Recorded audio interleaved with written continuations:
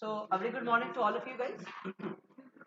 Today we will learn and understand the principles of how can we plot our data, how can we analyze our data, and how can we interpret our data by using the tools of statistics. So, today's class will be the analysis of data by using statistical tools and how can we interpret or how can we understand what kind of data we are dealing with by the means of statistics. Okay.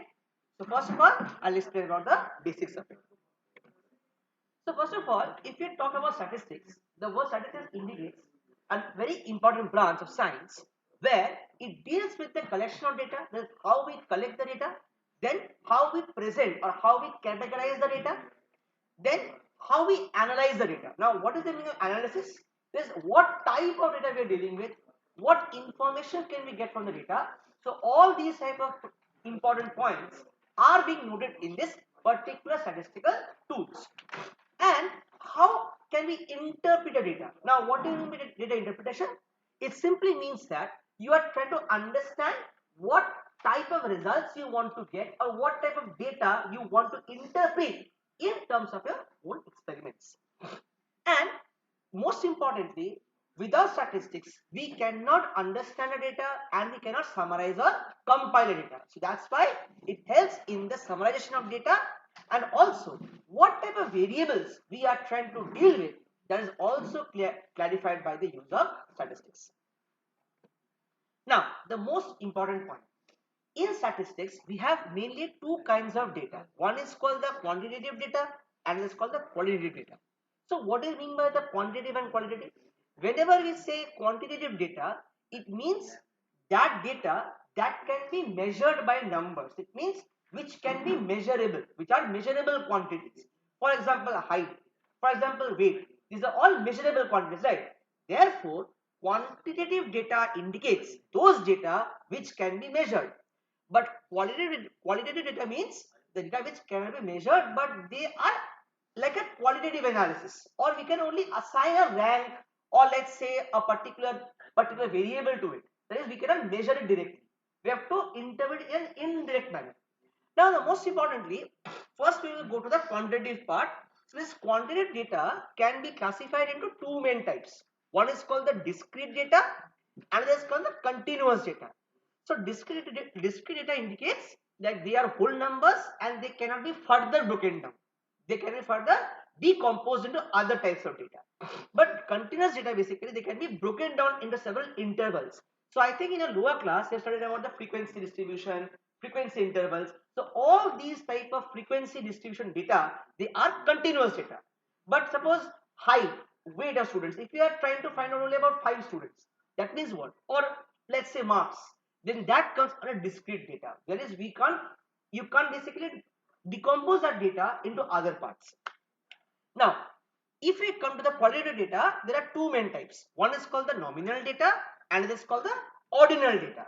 So nominal data means the data that we use to name the variable. Let's say we are trying to understand the height and weight of like 5 individuals. So we have to name them, right? A, B, C, D, E. Or we are trying to understand 5 samples. So what do? We may name as A, B, C, D, or 1, 2, 3, 4, 5, whatever, depending on our experiments. That is called a nominal data. And ordinal data means you are trying to describe the data in terms of the order, like in what order will you give, like first, second, third. This select 1 happy, 2 neutral. You're ranking the data.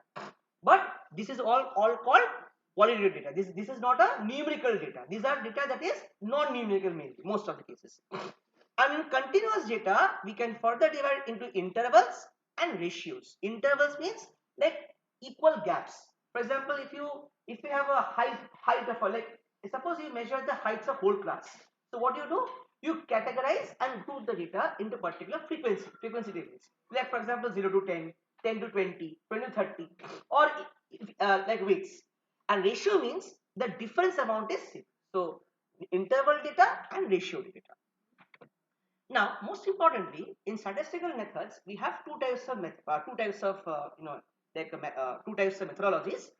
Mainly, we will here in this class we will use inferential method. Why? Because we need to analyze the data and interpret the data whether it's significant or not. Now, most importantly, what is the term significant? I'll tell you a simple example. Let's take a drug X. Okay, you think that that drug X can work on cancer cells.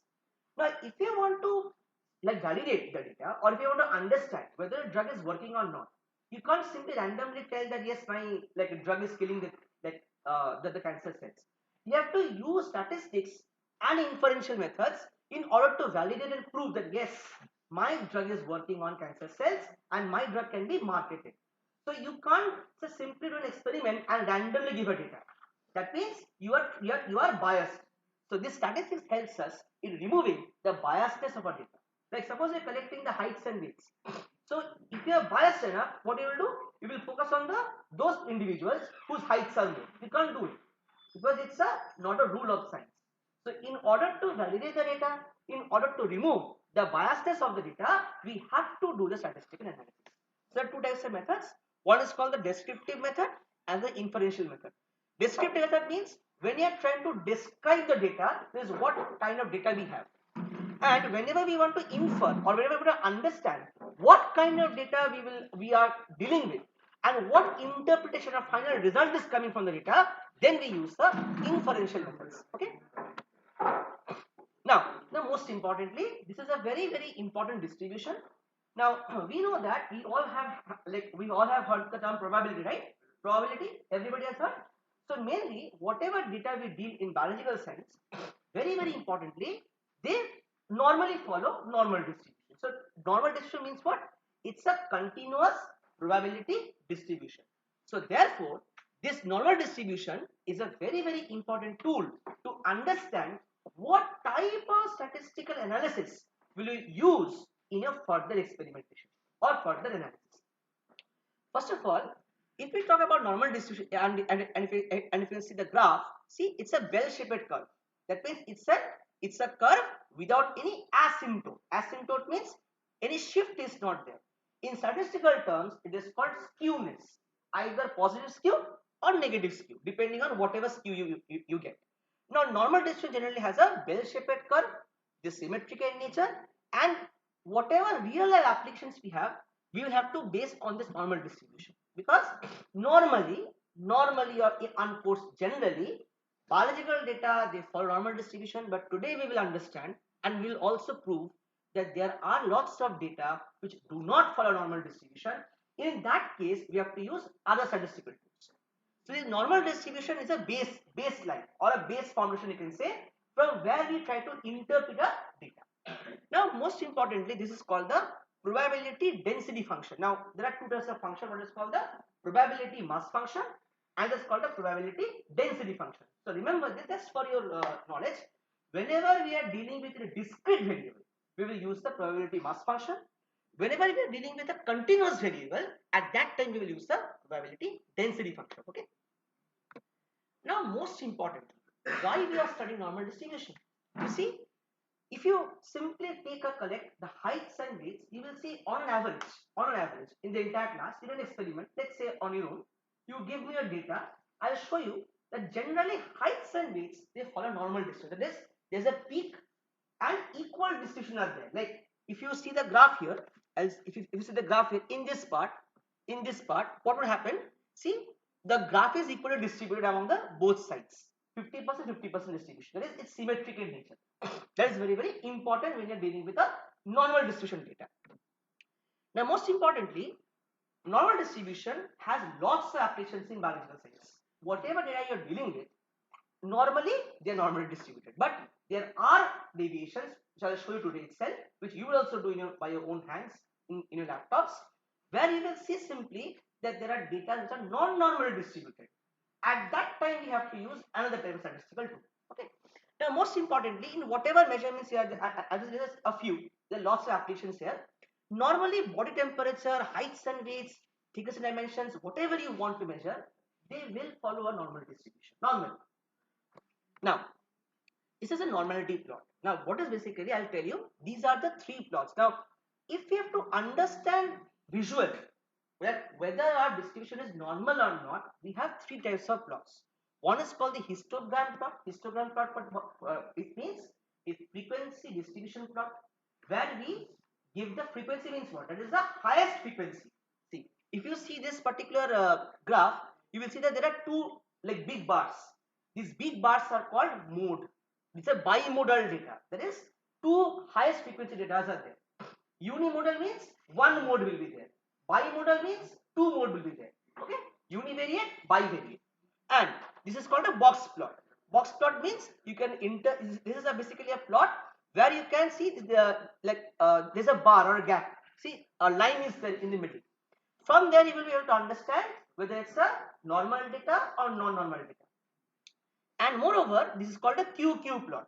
So these three plots are basically very important in order to visually analyze whether data is normal or not normal. But this is not a confirmatory test. Mind it, this is not confirmatory. We just are visualizing that part. In order to validate the normality or non-normality, I'll explain that in the next slide. Okay. And this is a non-normal. Why it's non-normal? Because it might be non-normal. Because if you see the histogram, see there's a left skewness, there's a skewness or a deviation from the mean. What is mean basically? It's an average, right? So if you have studied about in lower classes about central tendency, mean, median, and mode, see there's a deviation in the data from the normality. That means it might be that the data might be non-normal, might be. But if you see the QQ plot, so what is a QQ plot? It's a plot which helps us to further analyze whether a data may be normal or non-normal. Now, what is a QQ plot? See, if you see the line here, the middle line, it's called the identity line or the central reference line. Okay, and these dots you can see, the curvilinear dots, these are called the confidence limits or the confidence intervals. So, what is confidence interval? Is basically an interval or a level of significance called alpha. Here we generally take as 95% or alpha equal to 0.05, where within the confidence limits, if your data points are lying within the confidence limits, then means it's a normal distribution. Okay, that means now it may be that normally if you're trying to understand it's perfectly normal, that means all the data points will lie straight to the identity line. That means the central reference line. There might be a case where see the data is deviating from a normal line. It is a straight line, but it is lying within the confidence interval. It means that it's normal, but you cannot confirm. It's just a visual representation. So, in order to confirm the non-normality of our data or normality, we use a test you write down called Shapiro-Wilk test or the normality test. That is most important in order to analyze whether your data is a normal data or a non-normal data. Now, what is basically normal or non-normal? Based on normality test, we have to generate a hypothesis. That is, suppose you are experimenting. Let's say the example I am giving you. Let's say drug X works on cancer cells. So there are two test hypotheses. One is called null and this is called alternate. Null means suppose you are thinking that yes, my drug X will work on cancer cells. Alternate means my drug will not work on cancer cells. So based on a hypothesis testing, there are two main types. Now how will you test a hypothesis? You will test hypothesis. The first step will be you have to confirm whether your data will be normal or non-normal. The first step is what? Normality confirmation. If your data is normal, we will go for the first part. I'll just show you. If you go for the normality, then second part. That is, if your data is normally distributed, we will go for the parametric testing. Remember this. If you go for the normal distribution, we will go for the parametric testing. That is ANOVA or analysis of variance. I'll show you, followed by the Tukey test, post hoc Tukey test. In the next part, if your data is a non-normal distributed, then always remember we will go for the non-parametric testing. Okay. Now why? Because parametric testing means this is following your normal parameters, normal distribution parameters. There is two parameters are there. One is mu called mean, sigma called standard deviation. Standard deviation means how much the data is deviating from the mean. So these two parameters will indicate whether the data will be normal distributed or non-normal distributed. So if your data is non-normal distributed, we will go for the non-parametric hypothesis testing. Clear, everybody? So now we will finalize what is the tool that we will be using today. Whenever you are going for any experiment or any data, normally people don't do it, but nowadays with the advancement of statistics, people are now going deeply into the things. So I'll explain you what is the basics. Suppose you collect the height and weight of your class, entire class. So what you will do? First of all, you have to group your data. That is called the categorical data. See, data basically two types. If I tell you from the very beginning, first is the raw data. That is, you're not concerned. You're just simply writing in your Excel sheet. Now, what will happen? Suppose you come. Suppose anybody will come and say this data is not grouped. So you have to group your data or organize your data. That is called categorical data. Now, after you categorize your data, you have to go for the testing called Shapiro-Wilk test. Bracket you write normality test. That is, you have to understand whether your data is normal data or non-normal data. Simple. Now, if your data is a normal data, remember this, there's a p value. P value means the significance value. So, if your data p value is greater than 0.05, note it very well. If your p value is greater than 0.05, it will indicate a normal distribution. If your p value is either equal to or greater than 0.05, your data will be normal distributed. But in Shapiro-Wilk test, if your p value is less than 0.05, it will be non-normally distributed. Okay, clear? Now, simple.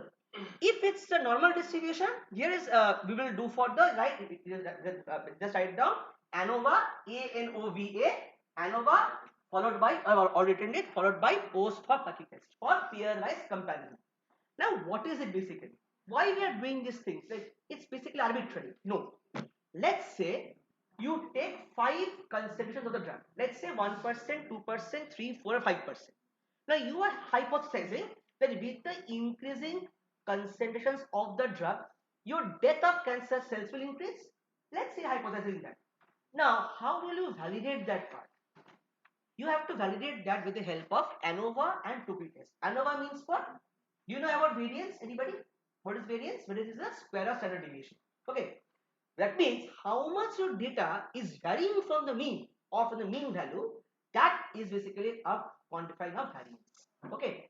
So what will it do? What will the statistical tool do? It will try to take the means of all the readings of the drug samples.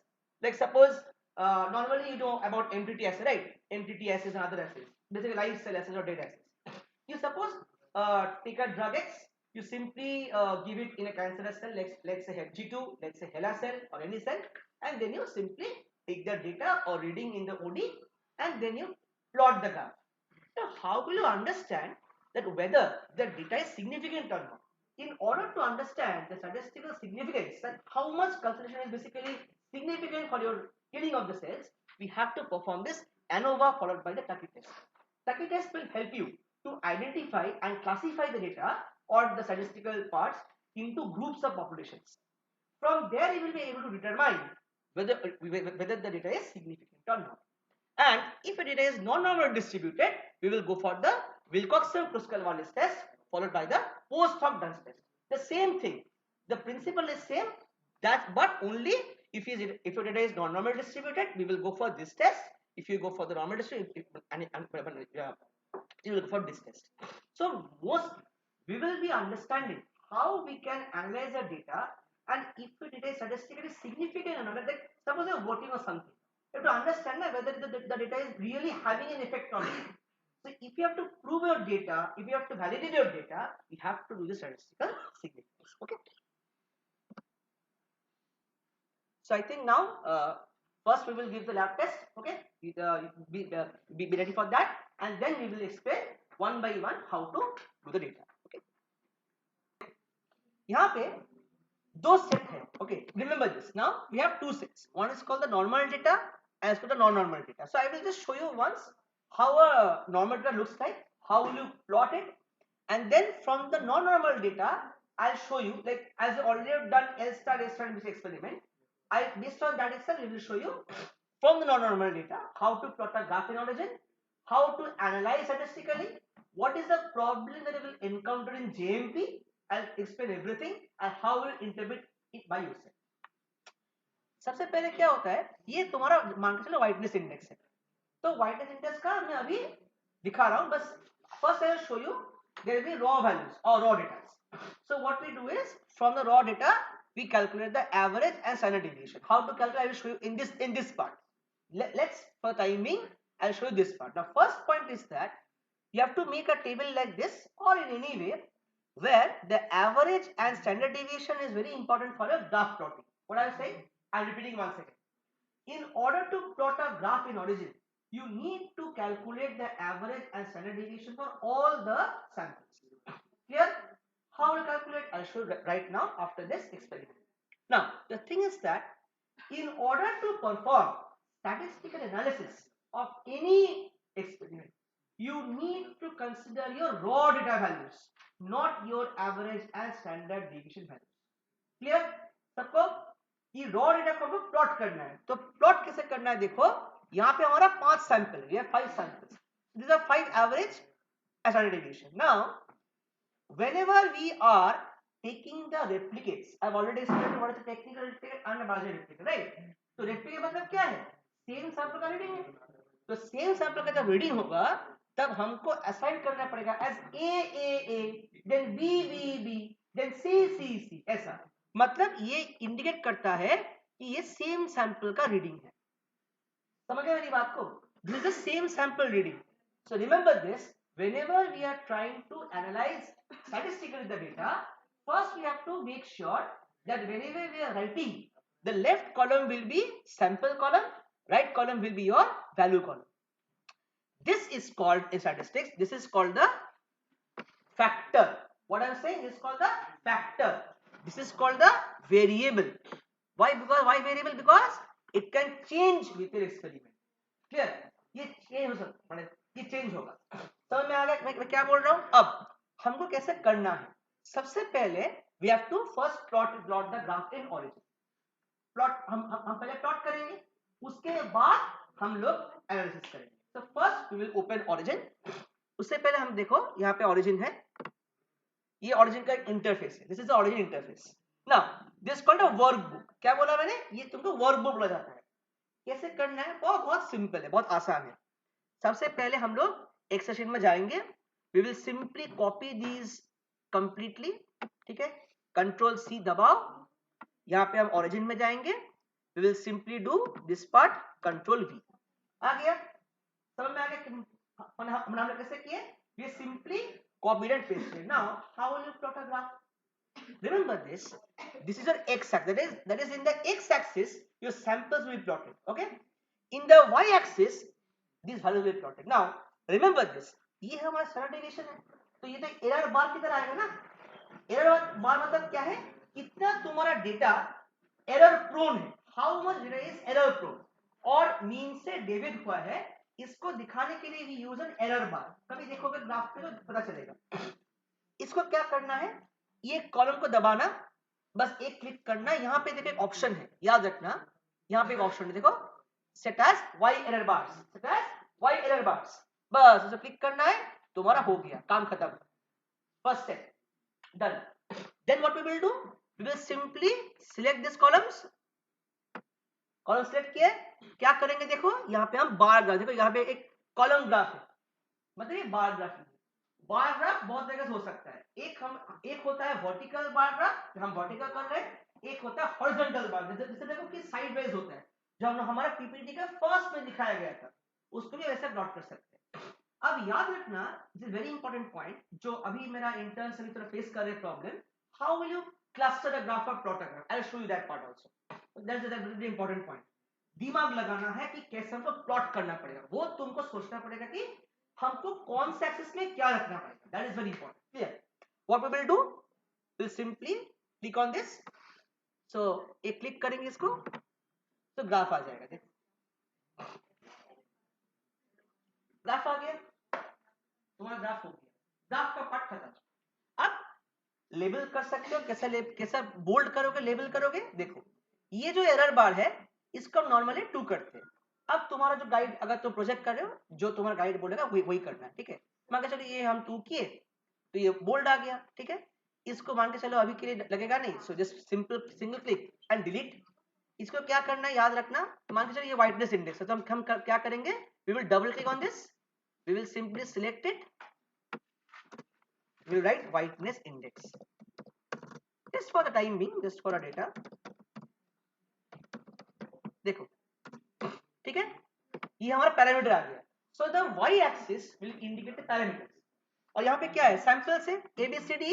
हम लोग क्या करेंगे देखो, we will simply again we will here we will write here samples.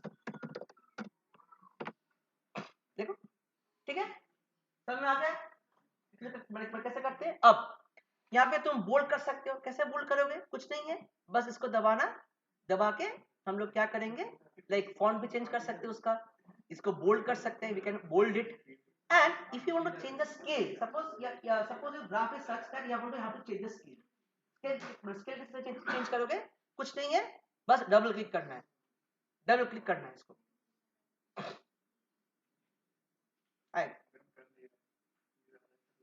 तो double click करके क्या आएगा, you will be having a, हाँ ऐसा आएगा देखो ठीक है, ऐसा आएगा. Now what you will do, we have to change the Y axis scale. So scale change करने के लिए क्या करना पड़ेगा, देखो हम लोग यहाँ पे अगर अगर अगर हम स्केल चेंज करेंगे, मान के चलो तुम्हारा 50 फ्रॉम 0 to 50. अब इंक्रीज मतलब क्या, कितना तुम रेशियो में कर रहे हो, ठीक है, लाइक 0 5 10 15 20, क्या change the difference between values. कैसे करोगे देखो, यहाँ पे हम क्या करेंगे, हम वैल्यू को इंक्रीमेंट मतलब क्या, इंक्रीमेंटल मतलब इंक्रीजिंग वैल्यू, ठीक है, तो हम क्या करेंगे 5 दिवा देंगे, बस काम खत्म. ओके देखो आ गया. इसको बोलते हैं स्केल चेंज, मतलब changing of the scale. Scale change अलग होता है, ट्रांसफॉर्मेशन बोलते हैं उसको, but again modify the scale according. इतना हमारा ग्राफ प्लॉटिंग तो हो गया भाई. अब हमको करना पड़ेगा स्टैटिस्टिकल एनालिसिस. किसी को अब तक कोई दिक्कत, anybody has any problem in this part, anybody, किसी को कोई प्रॉब्लम? तो तुम लोग font change, you can change the font. How will change the font? See you can just simply click on this, control B bold मारना, बस उसको करके यहाँ पे कुछ भी टाइम स्क्वेयर ओवर क्लिक करो, आ जाएगा, एंटर मारो, एंटर दबाओ, बस तुम्हारा फॉन्ट चेंज हो गया, बस और कुछ नहीं. ठीक है, इतना तक क्लियर है सबको? Everybody has any problem? किसी को कोई प्रॉब्लम हुआ है? Okay, so I will be now moving on to the statistical part. इसको अभी के मिनिमाइज कर देते. Now the thing is, now एक minute, now you have already the data's raw data. क्या करना है, सबसे पहले हमको JMP खोलना पड़ेगा. क्या बोला मैंने, JMP खोलना पड़ेगा. ये JMP का इंटरफेस है. हेलो एवरीबॉडी, JMP का इंटरफेस है. क्या करना पड़ेगा, we will go to the new data table. क्या बोला मैंने, न्यू डेटा टेबल, बस ये टेबल है, ये आ गया, ठीक है, बस हो गया, बड़ा किया, मैं मैक्सिमाइज किया. अब क्या करना पड़ेगा देखो, now what we'll do, we'll go to the Excel file, we will simply copy it, control C दबाओ, यहाँ पे JMP में जाना है, इस वाले में, ठीक है. अब क्या करना है देखो, यहाँ पे हमको पेस्ट करना है, कंट्रोल V, आ गया. anybody has any problem in this step? अब याद रखना है, हमारा जो फर्स्ट कॉलम है, the first column is a factor and the second column is a variable. So factor will remain age factor, that is. अच्छा, ये वाला हमने क्या बताया, कोई बता सकता है, ये वाला जो पार्ट है इसको हम क्या बोलेंगे, ये जो लेफ्ट का पार्ट है इसको क्या बोलेंगे, नॉमिनल वेरिएबल. याद है ना, मैं पढ़ाया था जब मैं पीपीटी बताया था, ये हम बोलेंगे नॉमिनल वेरिएबल. व्हाई? बिकॉज हम वेरिएबल को नामकरण कर रहे हैं, we are naming the variable, that's it's a nominal variable. Ordinal क्यों नहीं बोल रहे हैं, ऑर्डिनल मतलब हम रैंकिंग करेंगे, like according to the variable ranking, वो हम नहीं करेंगे, हम बस उसको ए बी दे रहे हैं. याद रखना, this is very important. In SPSS, इन अलग सॉफ्टवेयर जो है, पहले था, अलग अलग सॉफ्टवेयर का अलग डिमांड होता है. अगर हम इसमें लाइक तुम अगर नामकरण करोगे 000 111, वो क्या सोचेगा कि दो डेटा अलग अलग है, तो वो अलग अलग एनालिसिस करेगा. Don't do it. यहाँ पे हर समय तुमको लेटर देना है, you have to give an alphabet to it, you should not give a number to it. अब क्या करना है देखो, कुछ भी नहीं है, यहाँ पे हम लोग सिलेक्ट करेंगे, लेफ्ट क्लिक करके लेफ्ट क्लिक दबाओ, सिलेक्ट करो उसको. now we will go to analyze, now we will go to analyze, we will go to distribution. क्या बोला मैंने, we will go to analyze, we will go to distribution. ये आ गया. अब यहाँ पे एक चीज है देखो, वो बहुत सिंपल सी चीज है. कॉलम 2 में हम लोग वैल्यू दिए थे, right, we have given column 2 values. now remember whatever normal distribution और non normal जो भी होगा वो तो वैल्यू के हिसाब से ही होगा ना, वो तो तुम्हारे वेरिएबल के हिसाब से नहीं होगा। Hello everybody, just 1 minute. याद रखना है कि हमको जब डिस्ट्रीब्यूशन निकालना है, we have to like whenever we have to go for the distribution, we have to consider this part. The values that are there for the samples or for the variables, that will be taken into consideration. ठीक है, समझ में आ गया मैं क्या बोल रहा हूँ? मतलब यहाँ पे जो कॉलम 2 होगा वो हमारा y में आएगा, कॉलम 2 जो होगा मतलब जो वैल्यू का कॉलम है वो हमारा आएगा y में। ठीक है, क्या बोला मैंने? y में आएगा। Okay, now we will go to okay. ये प्लॉट आ गया, this is called the histogram plot. अभी तो हुआ नहीं पूरा, अभी और बाकी है।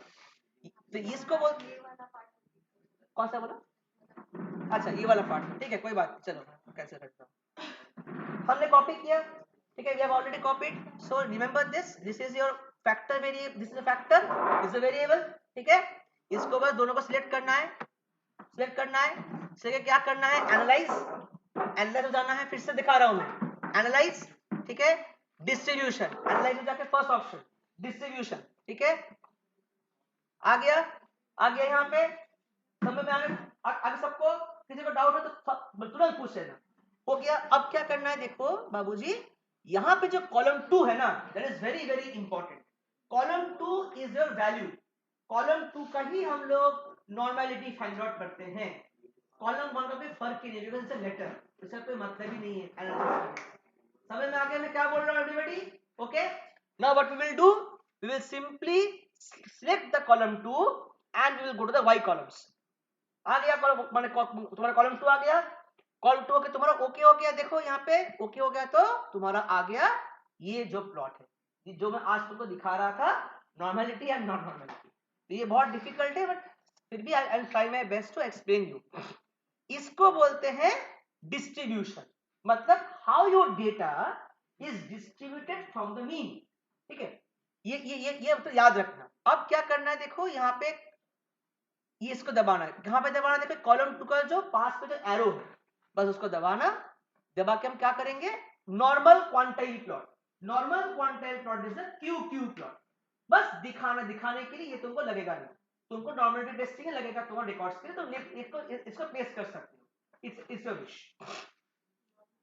नॉर्मल क्वांटाइल प्लॉट, ये याद रखने का चीज है। अब मैं क्या करूंगा देखो, हो गया, सब समझ आ गया, क्यू प्लॉट आ गया। अब क्या करेंगे, कॉलम 2 को ये मैरो को दबाओ, दबा के यहाँ पे कंटिन्यूअस फिट, क्या देखा देखो, कंटिन्यूअस फिट, तुम लोग सीख लो, continuous fit then fit normal, continuous fit fit normal. ठीक है, कंटिन्यूअस फिट फिट नॉर्मल, बस ये तुम्हारा देखो आ गया। पहले हम क्या करेंगे देखो, यहाँ पे आ गया ये जो डेटा है ना, ये जो डेटा है हमारा इस, अच्छा एक बात एवरीबॉडी बोलो तो, ये डेटा कैसा है, बाई मॉडल या फिर यूनिमॉडल, कौन सा है बोलो तो? गुड, क्यों यूनिमॉडल है? बिकॉज एक ही मोड है, ये याद रखना है कि कौन सा। अगर तुमको कोई क्वेश्चन पूछेगा, लाइक हम लोग पूछेंगे तुमको डेटा देके, एनालाइज कि बाई मॉडल या यूनिमॉडल। और एक चीज हर समय देख लेना कि नॉर्मल से तुम कैसे पता चलेगा, मैंने विजुअली कुछ करना नहीं है। 20 प्लस मोटा मोटी देखो 45 40/2, अगर सेंटर में मोड आएगा ना, तभी ये पूरा बोल सकते कि नॉर्मल है। देखो ये नॉर्मलिटी पूरा है नहीं, इसका जो पीक है वो दब चुका है, मतलब इसका कर्टोसिस हो गया है। कर्टोसिस और स्क्यूनेस में क्या डिफरेंस है मैं बताता हूँ। हाइट को देखोगे, अगर हाइट का डिफरेंस आ गया, ठीक है, इट इज कॉल्ड कर्टोसिस। अगर शिफ्टिंग हो गया ग्राफ का, it is called skewness, left skewness और राइट स्क्यूनेस। ये तुम्हारा है आई थिंक लेफ्ट, हाँ ये तुम्हारा प्लैटिकटिक क्योंकि ये नीचे हो चुका है। बस एक किसी का कॉपी देना तो मैं दिखा दूंगा, बस सबको दिखा दूंगा। ये नॉर्मल डिस्ट्रीब्यूशन, ये ऐसा है नॉर्मल डिस्ट्रीब्यूशन। अगर ये ऊपर होगा इसको बोलते हैं लेप्टोकर्टिक, सबको समझना लेप्टोकर्टिक। अगर ये नीचे होगा इसको बोलते हैं प्लैटिकर्टिक, प्लैटिकर्टिक कर्व। ये होता है मेसोकर्टिक। याद रखना कि नॉर्मल जो डिस्ट्रीब्यूशन होता है वो मेसोकर्टिक होता है। Remember this, normal distribution is a mesokurtic distribution, मतलब इसका कर्टोसिस 0 होगा, कोई कर्टोसिस है ही नहीं उसका। अगर ग्राफ ऊंचा रहेगा तो हम क्या बोलेंगे, लेप्टोकर्टिक कर्व। अगर नीचे रहेगा तो प्लैटिकर्टिक कर्व। ये लगेगा नहीं, बट जस्ट फॉर इंफॉर्मेशन। अब क्या हो गया अभी, अब जाना है नीचे में, बस उसको जाना है नीचे में, हो गया। अब क्या करेंगे, फिटेड नॉर्मल डिस्ट्रीब्यूशन, ठीक है, हो गया। यहाँ पे क्लिक करेंगे, गुडनेस ऑफ फिट, समझ में आ रहा है क्या बोला मैंने, फिर से बता रहा हूँ। देखो यहाँ पे आ गया, एरो दबाओ, इसको हम क्या करेंगे, गुडनेस ऑफ फिट, समझ में आ गया, गुडनेस ऑफ फिट करेंगे। अब तुम्हारा आएगा देखो यहाँ पे एक बहुत बड़ा इंपॉर्टेंट है, अगर शैपिरो टेस्ट में तुम्हारा ये ब्लैक आ गया, मतलब दैट इज ग्रेटर देन 0.05, मतलब you are having a normal data. समझ में आ गया क्या बोला मैंने, ये तुम्हारा नॉर्मल डेटा है। इसको बस तुमको कैसे कॉपी करना है, देखो राइट क्लिक मारना है, इसको कॉपी टेबल करना है, हम लोग जाएंगे एक्सेल फाइल में, बस इसको पेस्ट कर देना है। ये तुम्हारा डेटा नॉर्मल या नॉन नॉर्मल कंट्रोल वी आ गया। याद रखना कि अगर जेएमपी ऑटोमेटिकली तुमको बता देगा, अगर रेड आ गया वो खाली मतलब नॉन नॉर्मल डेटा। अब हम क्या पढ़े थे, अगर नॉर्मल डेटा में तो क्या पढ़े थे हम लोग, ANOVA followed by static test. कैसे करेंगे देखो, अब तक किसी को कोई दिक्कत, एनीबॉडी हैव एनी इश्यूज, अब तक सबको क्लियर है सबको। चलो अब मैं स्टार्ट करता हूं। अब ये टेबल में जाना है, क्या बोला मैंने, टेबल में जाना है, कुछ करना नहीं है। इसको हम क्या करेंगे, analyse. Now we will go for fit y by x। क्या बोला मैंने, फिट y by x, हम जाएंगे इसमें, आ गया। अब याद करना है तुमको, बस एक चीज याद रखना है, कॉलम 1 जो होगा भाई वो फैक्टर में आएगा तो x में आएगा, और कॉलम 2 कहां आएगा, y में आएगा, because column 2 is a variable. Always x को हम करते हैं फैक्टर में क्योंकि हम सैंपल को लिखते हैं वैसा, और y को हम ये करते हैं। चलो कैसे करते हैं देखो, यहाँ पे ये कॉलम 1 को हम करेंगे इन x फैक्टर, कॉलम 2 को क्लिक करके हम दबाएंगे y रिस्पॉन्स, तो आ गया one way data. One way का मतलब है एक ही वेरिएबल है, मतलब एक कॉलम को कांस्टेंट रखेंगे और एक कॉलम को वेरी करना है। अगर यहाँ पे दो आता है रिस्पॉन्स, मतलब दो आता है, दो अगर तुम वहां पे मैं जो बोला, if you have done 0 0 0 1 1 1 ABC के अलावा तो क्या होता, बाइवेरिएट हो जाता। तो in bivariate you will not be able to analyse, तुम्हारा अलग आ जाएगा, फिर बाइवेरिएट डिस्ट्रीब्यूशन आ जाएगा। इसीलिए in JMP when you are analysing you have to give letters in the left column followed by the values in the right column। समझ में आ गया, इतने सबको क्लियर है, एनीबॉडी दिक्कत नहीं, तो चलो आगे बढ़ते हैं। तो ये हो गया तुम्हारा फर्स्ट स्टेप। अब क्या करना है देखो, अब ओके दबाना है, अब ओके दबाना है, ये आ गया तुम्हारा, डरने का कोई बात नहीं है, ओके दब गया, हो गया खत्म। अब we already studied as it's a normal distribution, तो हम क्या करेंगे, पहले एनोवा देन स्टैटिक टेस्ट। देखो कैसे करेंगे, देखो यहाँ पे एरो है, समझ में आ गया, एरो दबाएंगे, दबा के हम क्या करेंगे, पहले हम करेंगे मीन्स और एनोवा, मीन्स और एनोवा, आ गया ये एनोवा आ गया, कुछ करना नहीं है इसका, बस अभी क्या करना है, फिर से दबाओ इसको, ठीक है। अब क्या करेंगे, कंपेयर मीन्स, यहाँ पे बहुत सबसे इंपॉर्टेंट है, क्या करेंगे, एरो को दबाओ, दबा के कंपेयर मीन्स, ठीक है, कंपेयर मीन्स। अब क्या करेंगे देखो, ऑल पेयर्स टू की HSD, क्या बोला मैंने, ऑल पेयर्स टू की HSD, क्यों कर रहे ऑल पेयर्स टू की HSD क्यों कर रहे हैं, ये वाला पार्ट किसी को आइडिया है, होता क्या है ये चीज, बता रहा हूँ। सपोज यह 5 सेट्स ऑफ डेटा, अब ध्यान से सुनो सब लोग, थोड़ा शांत रहो, मैं बता दूंगा। तुम्हारे पास 5 ग्रुप है ना, तो 5 ग्रुप का मान के चलो तुम 5 डेटा लो। एनोवा क्या करता है, ANOVA will only be able to classify कौन सा हाईएस्ट है कौन सा लोएस्ट, मतलब मान के चलो तुम x ड्रग दे रहे हो, ठीक है, तो which one is the highest and lowest that will be classified for the variance value, but sample के बीच कौन सा तुम्हारा सिग्निफिकेंट कौन सा नॉन सिग्निफिकेंट, उसके लिए हम क्या करते हैं, टगी टेस्ट करते हैं। टगी मतलब पोस्ट हॉक, पोस्ट हॉक का मतलब है कि you are analysing after differentiating the variance, याद रखना ये वर्ड। पोस्ट हॉक का मतलब है you are analysing the statistical part after segregating the variance into अलग अलग groups, which are called the population groups। क्या बोला मैंने, पॉपुलेशन ग्रुप्स। ये सबसे इंपॉर्टेंट चीज है, इसमें हम सिखाएंगे कि सर लेटर देंगे, तो बोलते हो ना कि सर लेटर कैसे देते हैं, तुम लोग भी बोलते हो ना कैसे देते, देखो यहाँ पे ऑल पेयर्स आ गया, देखो यहाँ गया, तो अब यहाँ पे एक चीज होता है, ये आ गया तुम्हारा लेटर, देखो यहाँ पे देखो आगे लेटर्स है, अब यहाँ पे एक चीज है, अगर सबसे सब लोग काइंडली ध्यान से सुनो, जिंदगी में ये बहुत काम में आएगा, this very very important for you guys. मैं कल भी गलती किया था, everybody please listen to me, कोई किसी बात मत करना, अरे बहुत ध्यान से सुनो। जब इसका स्टैटिस्टिकल एनालिसिस करोगे, इसका मतलब क्या, मैं पहले समझा देता हूँ। ये जो ए है ना, this A is one population mean group, मतलब एक वो क्या किए, वो मीन्स को कैलकुलेट करके ग्रुप बना दिए, ग्रुप बनाते हैं for understanding the statistical significance.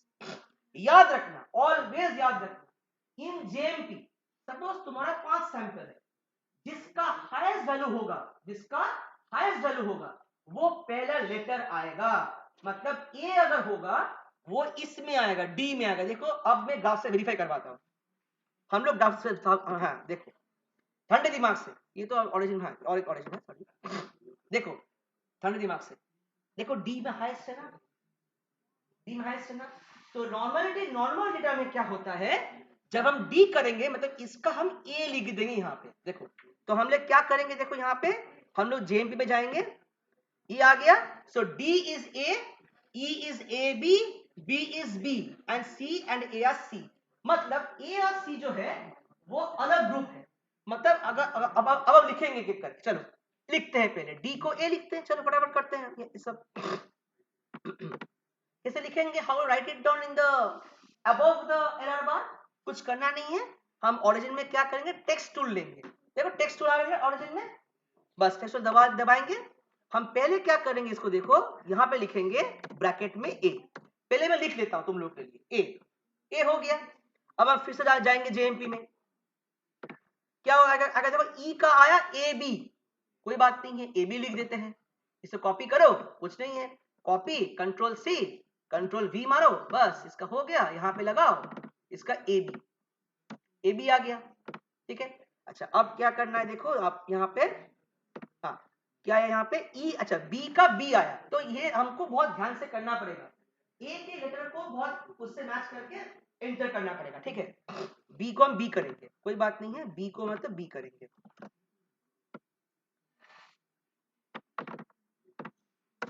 B को बी हो गया, ठीक है। अब हम जाएंगे फिर से जेएमपी में, हो गया, फिर लास्ट में ए और सी का सी, इसका मतलब है कि हमारा डेटा सही है, मतलब सही मतलब वी आर ओके, जेएमपी का सही डेटा है, जब नॉर्मल डेटा आएगा तभी होगा। देखो क्या करना है, देखो ये आ गया दोनों का सी, तो हम दोनों का सी लगा देते हैं, यहाँ पे कोई दिक्कत नहीं है, दोनों का सी लगा देंगे। अब मैं कैसे समझाऊंगा तुमको बता रहा हूँ, एक मिनट, तो आ गया तुम्हारा सी, सी हो गया, इसका भी सी हो गया, देखो मैं सी कर दिया। अब ध्यान से सुनना, इसको कैसे हम इंटरप्रेट करें, hello everybody please look into it, इसको कैसे इंटरप्रेट करेंगे, देखो हम जब इंटरप्रेट करते हैं ना, अच्छे से सुनना, मान के चलो कि तुम्हारा सैंपल ए का एक्स वैल्यू हुआ है, अब देखो जब हम बी को, माने हम क्या करते हैं ना, एक एक करके कंपेयर करते हैं, वन बाई वन, जब हम लिखते हैं पेपर हम एक एक कंपेयर करते हैं, इसका मतलब क्या है, देखो सैंपल एक मतलब कंट्रोल मान के चलो, सैंपल मान के चलो कंट्रोल सैंपल, सैंपल बी मतलब 1% ये मान के चलो, ये देखो बी का जब लेटर अलग अलग होगा, देखो यहाँ पे बी अलग है, यहाँ पे सी अलग है, मतलब ये स्टैटिस्टिकली सिग्निफिकेंट है, लिख लो, when the two variables are statistically significant, when the two variables are samples they are statistically significant, then यहाँ पे तुम्हारा उल्टा आएगा, यहाँ पे तुम्हारा नॉर्मेलिटी का जो मीन हम बताए थे वो नहीं आएगा, स्टैटिस्टिकली सिग्निफिकेंट का मतलब है P is less than 0.05, मैं लिख दे रहा हूं यहाँ पे, कोई टेंशन नहीं है, तो मैं एक बार जस्ट लिख दे रहा हूं तुम्हारे लिए, मैं एक काम करता हूँ, यहाँ पे तो और तो है नहीं जगह, फिर भी मैं लिख देता हूँ यहाँ पे टेक्स्ट बॉक्स इंसर्ट करके, एक न्यूज से बना देते चलो तुम लोग के लिए, ठीक है ना, धीरे धीरे सीख रहे हो ना तुम लोग, मैं दिख देगा,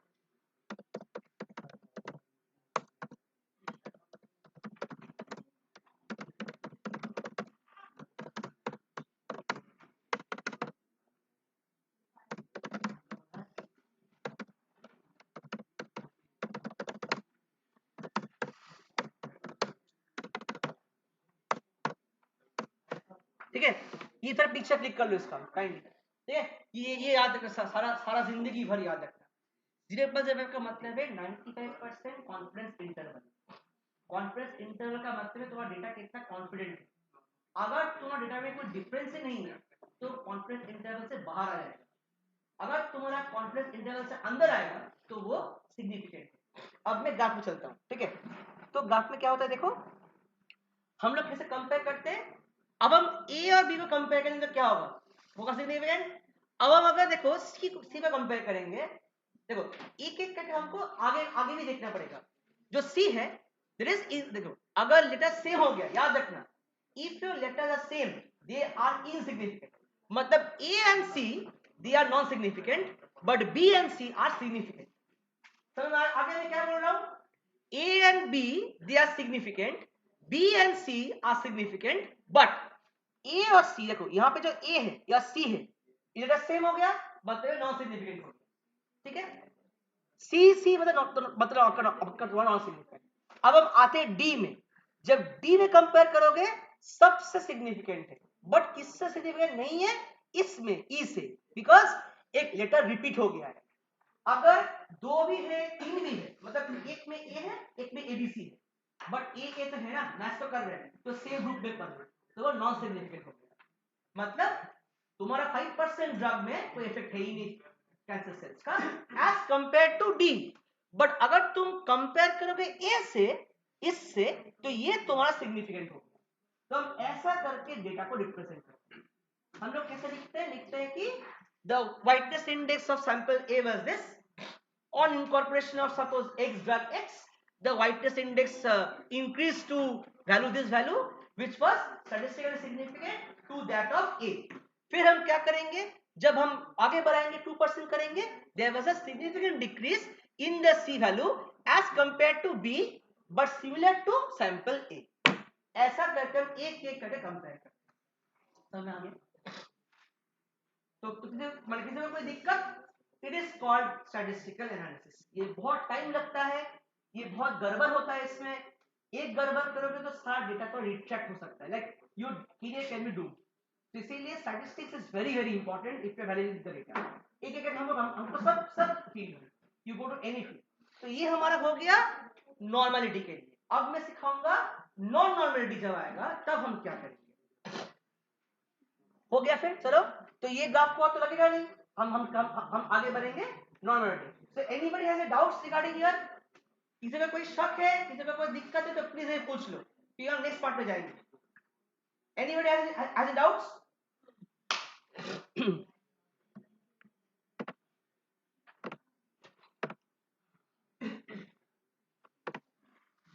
ओके, अब हम बात करेंगे, अब मैं सिखाऊंगा कैसे एक्चुअली होता है चीजों को, मैं कैसे लाया ये शीट, कैसे लाया मैं, हाउ लाइक ये जो शीट तुम दिख रहे थे ना, ये जो वैल्यूज तुम दिख रहे थे, ये हम लाते कैसे, लाइक एक्सेल शीट में तो रॉ डेटा मिलता है, how will you plot a data, how will you organise a data. अब मैं सिखाऊंगा कैसे करते हैं। देखो तो हो जाएगा, तो बोलो बोलो कर लेंगे अपना अपना, बोलो कर लेंगे अपना तो देखो आज मैं देखो दिखा रहा हूँ, I think we be able to understand it. Data तुमको दे दिया डेटा सेट्स, अब तुम लोग आराम से कर लोगे, कोई दिक्कत होगा तो हमसे पूछो। ओके, ये कैसे करते हैं देखो, जब भी कोई एल स्टार डिस्टर मिलता है तो कोशिश करना कि जब when I was in first in my when I first joined the lab, I first learned how to organize the data। क्या करते हैं हम लोग, ये हमारा रॉ वैल्यू है तो ये मैं लिख दिया नॉन नॉर्मल डेटा। अब तुमको समझना पड़ेगा नॉर्मल है नॉन नॉर्मल है। सबसे पहले हम क्या करते थे, यार दीज आर रॉ डेटा। तो हम लोग को कैसे करना पड़ता है, एवरेज कुछ भी नहीं है, यहाँ पे क्या करोगे equal to C equal to average. देखो यहाँ पे एक एवरेज आएगा, एवरेज, ठीक है। डबल क्लिक करोगे, इसमें सिलेक्ट करोगे, ये 3 आ गया, बस ये हो गया तुम्हारा फर्स्ट सैंपल का आ गया, ठीक है। अब शॉर्टकट मारने के लिए क्या करोगे, इसको बस प्लस साइन में ड्रैग कर लोगे तो ये ऑटोमेटिक तुम्हारा एवरेज आ जाएगा, सिंपल। अब हम क्या करेंगे देखो, इसको हम equal to STDEV for standard deviation. तो क्या करेंगे यहाँ पे STDEV, और ये फंक्शन है बहुत, अभी मैं जा नहीं रहा उसमें। ये वाला तीन हाँ, हमको क्या करना, इसको बोलते हैं टेक्निकल रेप्लिकेट। भाई बिकॉज एक ही सैंपल का हम 3 रीडिंग ली, समझ आना। बायोलॉजिकल मतलब ये मान के चलो ये बॉक्स है, ये और एक बॉक्स भी है। अगर यही बॉक्स का हम 3 जगह से ले रहे हैं, इस पर टेक्निकल रेट लिखे, यही बॉक्स है अलग अलग बॉक्स, उसका हम रेट लेंगे तो बाहर रेट लिखे। तो एक बात बता दो, तो बाहर इतना से पढ़ रहे हैं, which one is better, technical और बायोलॉजिकल? गुड, क्यों? वेरिएबिलिटी ज्यादा रहेगा, मतलब तुमको रिव्यू क्वेश्चन नहीं कर पाएंगे, ठीक है। अब क्या करेंगे देखो स्टैंडर्ड डेविएशन में, बस ये हो जाएगा स्टैंडर्ड डेविएशन। हम क्या करेंगे, इसको हो गया, तो हम ऐसा करके क्या करेंगे, we will make a sample sheet. ये शीट होता है, तुम लोग भी ऐसा शीट बनाओगे तो तुम्हारे लिए अच्छा होगा। ये हो गया फर्स्ट स्टेप। मैं क्या किया, ये जो रॉ डेटा है मैं ऑलरेडी बताया था, रॉ डेटा मतलब ये एल स्टार का है, ये एल स्टार का। देखो मैंने क्या किया, मैंने ए करके सिंपली यहाँ पे कॉपी करके पेस्ट किया, कुछ किया नहीं, देखो यहाँ पे बस पेस्ट किया। So what we are doing, we are for standard में क्या बोला, always use the raw data values. तो हम लोग क्या करेंगे, ए 3 वैल्यू करेंगे, फिर बी का 3 वैल्यू, ऐसे करके कॉपी करना पड़ेगा। अब ऑलरेडी पता है यहाँ पे क्या होता है, देखो ये तो वैल्यू है ना, मतलब ये फॉर्मूला है। तो क्या होता है जब तुम इसे कॉपी करने जाओगे, देखो अब मैं कंट्रोल सी दबाता हूँ, इसको जब तुम कॉपी करने जाओगे सिंपली कंट्रोल वी मारोगे, देखो ये डिवीजन 0 होता है, मतलब ये फॉर्मूला है, इसको हम ऐसा कॉपी नहीं कर सकते। तो क्या करेंगे, देखो सिंपली इसको क्या करके डिलीट करेंगे, and what will do, will select this control C, ठीक है। यहाँ पे क्या करेंगे, देखो राइट क्लिक पेस्ट वैल्यूज, तो यहाँ पे वैल्यू पुट करना है, नहीं तो तुम्हारा एरर आ जाएगा। मैं क्या किया, इसको फिर ऐसा कैसे बनाया, कुछ भी नहीं है, इसको मैं कंट्रोल एक्स दबाया, बस इसको मैं कंट्रोल वी दबाया, so I have tabulated like this. Sir आगे मैं कैसे किया ये टेबल बहुत इंपॉर्टेंट तुम्हारे ग्राफ के लिए, तो मैं एक करके दिखाता हूँ, बहुत आसान होगा, टाइम लेगा ज्यादा। सो ये में हम लोग क्या करते हैं, हम एक सपोज एल सेकंड का ग्राफ, अब तुम लोग मेरे को बताओगे। सबसे पहले मैं क्या करूँगा, कंट्रोल सी,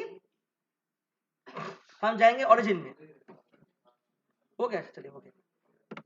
तो क्या करेंगे, पहले हम लोग पेस्ट करेंगे, कंट्रोल वी आ गया। तो एक बार बताओ कि अब हम क्या करेंगे, what will be my next step for plotting the graph, anybody, what will be my next step for plotting the graph?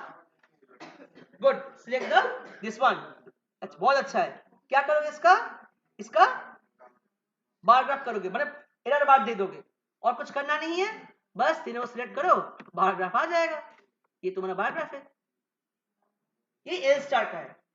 अभी मैं तुमको दिखाऊंगा कि जब हम ये एल स्टार का है, अब क्या करना पड़ेगा, एल स्टार ए स्टार बी स्टार जब हम करेंगे, तब मैं दिखा दूंगा कि कैसे करते हैं, मतलब तीनों को एक साथ जब अगर जोड़ोगे तब क्या होगा। देखो मैं दिखा देता हूँ एक नॉर्मल ग्राफ, ये मैं अभी के लिए ओपन कर रहा हूँ, ये बुक 1 है, so I will just like erasing it, अभी के लिए टाइम में अभी इरेज इट। अच्छा मैं नया खोलता हूँ, चलो फाइल प्रोजेक्ट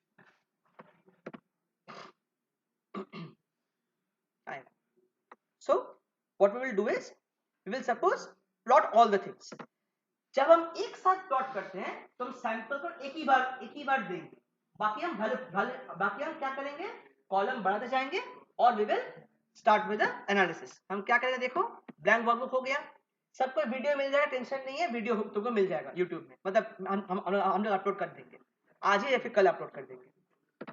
तो क्या होगा, देखो first we will copy the samples, ध्यान से देखना, ये वाला से देखो क्या करना है, सबसे पहले एक्स में हमको सैंपल देना है, कंट्रोल वी हो गया। अब हेलो एवरीबॉडी, जब हमको एक साथ एक बहुत सारे पैरामीटर्स प्लॉट करना पड़ेगा, we have to increase the column number.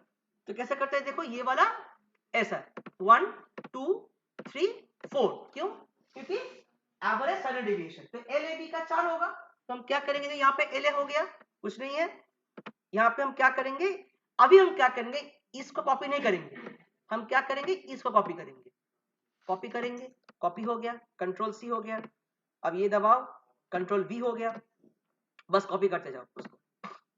अब क्या करोगे, इसको बी हो गया, एल बी का कॉपी करोगे, फिर पेस्ट करोगे, ठीक है। अब क्या करना है, ये वाला नंबर 1 कंट्रोल दबाओ, कंट्रोल दबा के 1 2 एंड 3 को स्टैंडर्डाइजेशन कर देंगे एक साथ, आ गया। अब देखो एक साथ प्लॉट करना कैसे है, बहुत लोगों को प्रॉब्लम हो रहा था, अब प्लॉट करो, देखो आ जाएगा। This is the graph, this is how L star, A star and B star are clubbed together. इसको बोलते हैं मर्ज ग्राफ। एक ग्राफ पे कैसे मर्ज करोगे। अब एक और ट्रिक सिखा दूंगा, छोटा सा ट्रिक है। अब इसमें अगर तुम गैप बनाना चाहते हो तो क्या करोगे, राइट क्लिक दबाओ, प्लॉट डिटेल्स, हो गया, कुछ नहीं करना है। यहाँ पे क्या करना, स्पेसिंग में जाओगे, करने के बाद क्या करना है, देखो एक इमेज सिखा दूंगा। ओवरलैप ओवरलैप ओवरलैप मतलब क्या, ग्राफ ओवरलैप ओवरलैप हो रहा है ना, कुछ नहीं करना है, यहाँ पे दबाओ, -20 कर दो, उसको अप्लाई करो, ओके, जब गैप भर गया ना, this is called magic of origin. Origin बहुत कुछ काम कर सकता है तुम्हारे लिए, ठीक है। ये आ गया तुम्हारे, इतना तक हो गया। अब हम नॉन नॉर्मल डेटा को एनालाइज करेंगे।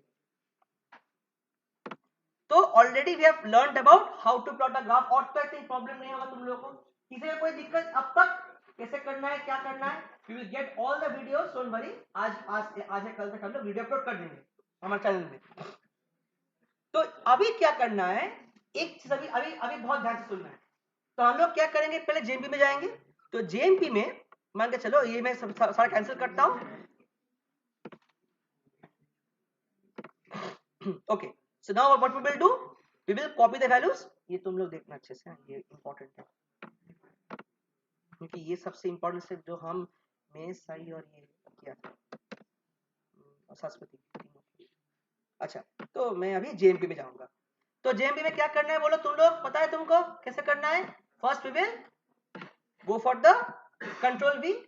कंट्रोल वी में क्या करना है, देखो अब हम प्लॉट करेंगे, मैं इसका भी ग्राफ प्लॉट करके दिखाऊंगा एक चीज। एनालाइज में जाओगे, सब में आके एनालाइज डिस्ट्रीब्यूशन, क्या करना है, कॉलम 2 वाई कॉलम्स, ओके, ठीक है, आ गया। अब क्या करोगे बोलो, राइट, यहाँ पे क्लिक होगा, नॉर्मल क्वांटाइल प्लॉट, यहाँ पे तुम्हारा ये होगा कंटिन्यूअस फिट नॉर्मल, ठीक है, आ गया तुम्हारा। अब यहाँ पे देखना कि नॉन नॉर्मल आएगा ये डेटा, मैं टेस्ट किया था कल। सो देखो ये मैं बोल रहा था, अगर जेएमपी में रेड आ गया मतलब नॉन नॉर्मल डेटा है, तुमको पहले से बता देगा, जेएमपी सॉफ्टवेयर बता देगा। अब हमको क्या करना पड़ेगा, now be very careful, it's a non normal data, we will have a different analysis.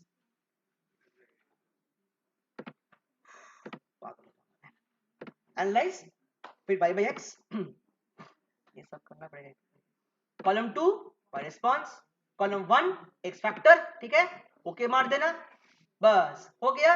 अभी क्या करना है तुमको ऑलरेडी पता है, दिस वन हो गया तुम्हारा यहाँ पे। अच्छा, अब सब लोग सुनो, इसमें हम क्या करेंगे, जब हमारा नॉन नॉर्मल डेटा आएगा, what testing we use, non parametric, लिख देना ये नॉन पैरामेट्रिक टेस्टिंग। इसमें और पैरामेट्रिक का कोई चीज नहीं होगा, because parametric lies on the fact और hypothesis that data is normal distributed, याद रखना ये वाला।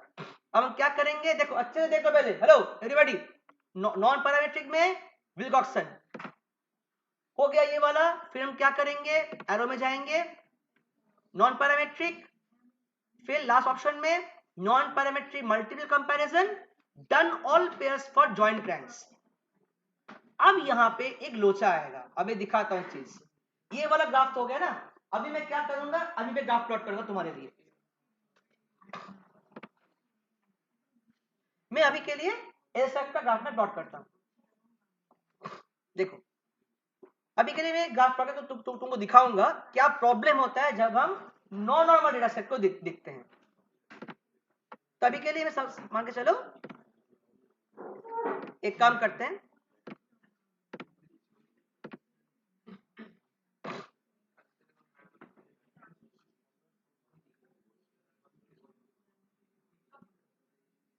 इतना सिखाने के बाद अगर नहीं होगा तो नहीं, आई एम नॉट अमर गलत तक है, नहीं पागल, आई एम लिटरली मैड, और कुछ कर लेना हो गया और कुछ। हेलो एवरीबॉडी, क्या करेंगे देखो, अभी मैं ग्राफ प्लॉट दिखाते एक चीज जो होता है, प्रॉब्लम होता है नॉन नॉर्मल। अच्छा ये तो आ गया ना, ये आ गया। अब जेएमपी में जाते हैं, यहाँ पे एक बहुत इंपॉर्टेंट चीज है जो बोलना पड़ेगा तुम लोगों को। देखो यहाँ पे अगर ध्यान से देखोगे, ये वाला पार्ट बहुत ध्यान से देखोगे, यहाँ पे डी, देखो डी और बी को देखना पड़ेगा पहले, सब सब सब हर समय ना सिंगल लेटर को देखना। यहाँ पे क्या दिया, देखो बी का ए दिया है और डी का बी दिया है। अब बी और डी को याद रखना, मैं क्या बोला था, हाईएस्ट वैल्यू होगा वो फर्स्ट लेटर आएगा। देखो उल्टा होगा, देखो अभी तुम ग्राफ दिखाता हूँ।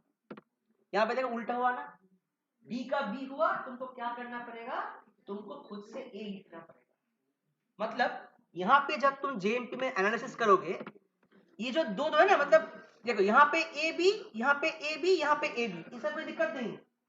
बट ये वाला जो बी होगा, जो जो तुम्हारा डी मतलब हाईएस्ट है, वो ए होगा, और जो बी सैंपल है वो बी होगा। समझ में आ गया मैं क्या बोल रहा हूँ, फिर से बता रहा हूँ, बहुत ध्यान से सुनो। नॉन नॉर्मल डेटा में जो तुम्हारा जेएमपी में आता है वो उल्टा आता है। उल्टा मतलब तुमको ऐसा करना पड़ेगा, जो पहले जो तुम्हारा दो दो करके आ रहे हैं दो ग्रुप में, उसको पहले लिख लो। जो सिंगल जो लेटर आएगा उसको बस देखना है कि जो हाईएस्ट वैल्यू है वो फर्स्ट लेटर दे रहे कि नहीं दे रहे। अगर फर्स्ट लेटर नहीं दे रहे उसको इंटरचेंज करना पड़ेगा विद द लोएस्ट वैल्यू। समझ में आया मैं क्या बोल रहा हूं, बस ये तुम्हारा फर्क है normal data and non normal data. ठीक है, समझ में आ गया, किसी को कोई दिक्कत, एनी इश्यूज? आप already send to the groups, तो एक काम करो, तुम लोग अपना ग्रुप बनाओ, अभी स्टार्ट कर दो, और हम 11-15 तक उसको फाइंड आउट करेंगे। मतलब तुम लोग कर लो, नेक्स्ट क्लास में जब आओगे ये सब कुछ एनालिसिस तुम लिख लेना। कैसे लिखोगे मैं एक बार बता रहा हूँ, ध्यान से सुनो। हाउ टू राइट, जैसा मान लो कि तुम लोग ऐसा करो तो कैसे लिखोगे, देखो यहाँ पे लिखना कि the L value of sample A was this। कैसे लिखोगे, average plus minus standard division. Plus minus वहां पे एक सिंबल होता है, नहीं होती है तो प्रपूस है। Hello everybody please keep quiet, सुन लो कैसे लिखते हैं चीजों को। क्या करोगे, तो मान लो कि ऑन इनकॉर्पोरेशन ऑफ सैंपल या फिर in sample B there was a significant increase in the L square value as compared to control, या फिर जो भी है। फिर जब जब जब हम जाएंगे सैंपल सी में, ऐसा करके लिखना पड़ेगा, एक एक करके सैंपल को कंपेयर करना। समझ आ गया, इसी में कोई दिक्कत या फिर कोई issues please clarify. Okay, so up till this is your class, now you can start your graph and